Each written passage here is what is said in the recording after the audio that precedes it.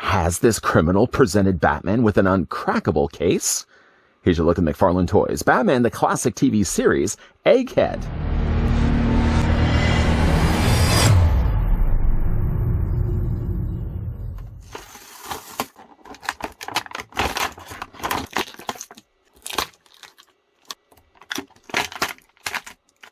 You could say I'm rather excited that we finally get ourselves Vincent Price as Egghead as part of the Batman Classic TV series figures from McFarlane Toys. Before we get things underway and before the yoke is on Batman, I'd like to thank the folks over at McFarlane Toys. I promise we're not going to do any more egg puns this review. But I'd like to still thank the folks over at McFarlane Toys that did provide this sample of the Batman Classic series Egghead that we can have a look at this review. I'm going to grab the tape measure here just to measure off Egghead. Now, I can already tell you the figure I think is too small. We're going to talk more about that in a moment.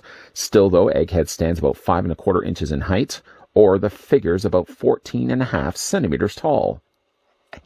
And why I do think Egghead is maybe tad too small, if you compare him along actually with Adam West's Batman, you can kind of see what I'm talking about here.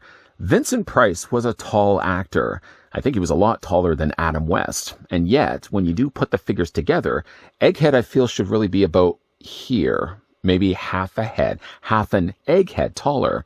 Other figures we can also bring in for comparison, some recently looked at figures. Again, you can kind of see what I'm talking about here.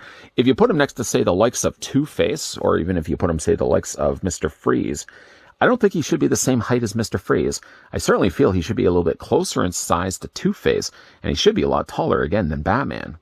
Curiosity did get the better of this reviewer. I ended up looking up online that Adam West, sure enough, was 6'1". Vincent Price, on the other hand, was 6'3½". He should have been a lot taller instead of not being in line with Batman. I'm also a bit bummed by the fact that this figure didn't come included with any accessories. Now, really, what would you have included with Egghead other than maybe just a big giant egg?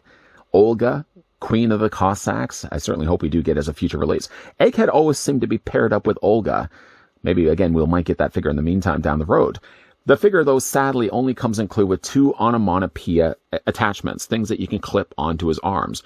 Fittingly enough, though, being its Egghead after all, the figure comes included with one that says crack, while the other one is splat. 2 things that you definitely would be doing with eggs, cracking them and splatting them perhaps on somebody's head. Now, these are softer plastic. Once again, they're only printed on the one side, and you simply just clip them onto the figure's arms. Now, again, when it comes to these, I always like to clip them on the outside. And while it may look like they're just completely blank on this side, at least when you turn them around, I think it looks better to have them on the outside of the figure's arms. I've only attached them actually to a couple of my figures on my shelf. Most of the time, I usually just leave these in a separate baggie. But at least they're included. I suppose that somewhat counts as accessories.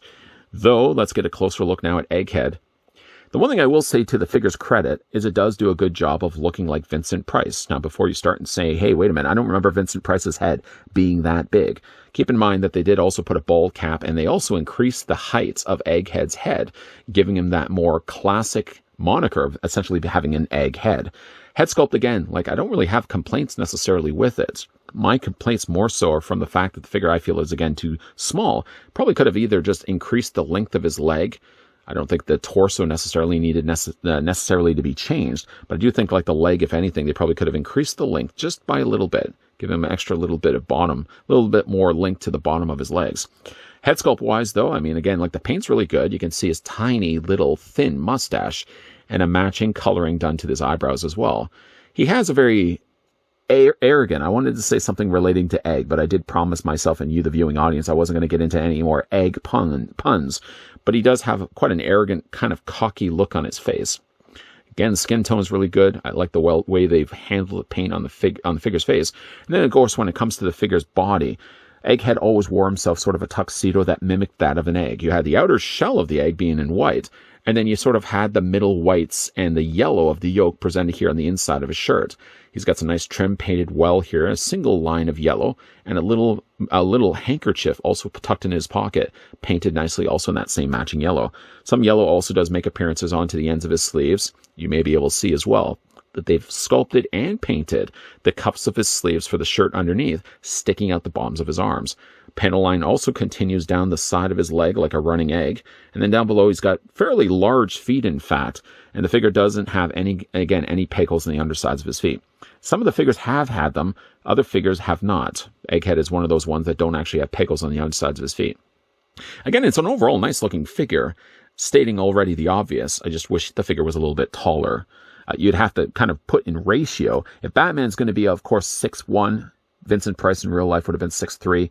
You do the math, you'd have to kind of course, shrink that down by percentage. The figure should have been that much taller than Adam West. Still, though, let's have a look at the figure's articulation.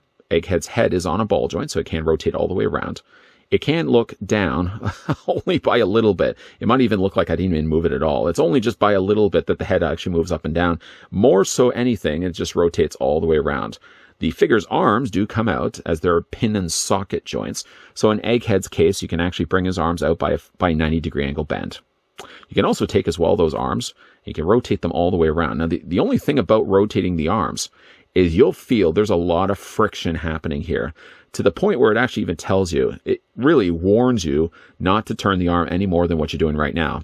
Now, the jacket itself seems like it's a slightly softer plastic than the actual sleeves attached to them, but still, you really only can rotate the arms forward and back all the way around. You can really feel there's a lot of resistance happening as you're doing it.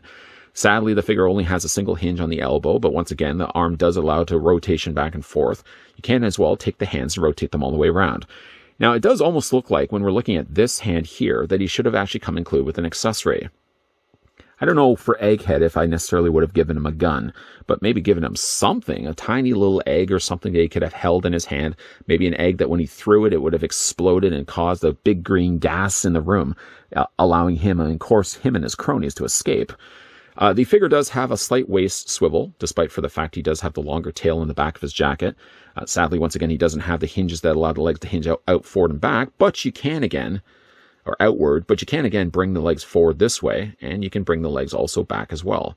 The figure only possesses a single hinge in the knee, but that is more than enough to allow the lower leg to rotate back and forth. And there's a little bit of articulation in the feet or the boots, just by a little bit of wiggle, not by much. Yeah, again, like Egghead was always one of my favorites. I mean, he's certainly not the top of the list, but he's one of my favorite villains from the Batman universe. I think he only appeared more into the later seasons, and a lot of times when it was Egghead, it was always along with Olga, Queen of the Cossacks. Again, when we bring in, say, the likes of Batman, here again is my only critique about the figure, short of the fact, again, he doesn't come included with any accessories. I feel, again, like Egghead should have been a lot taller than what we actually got here.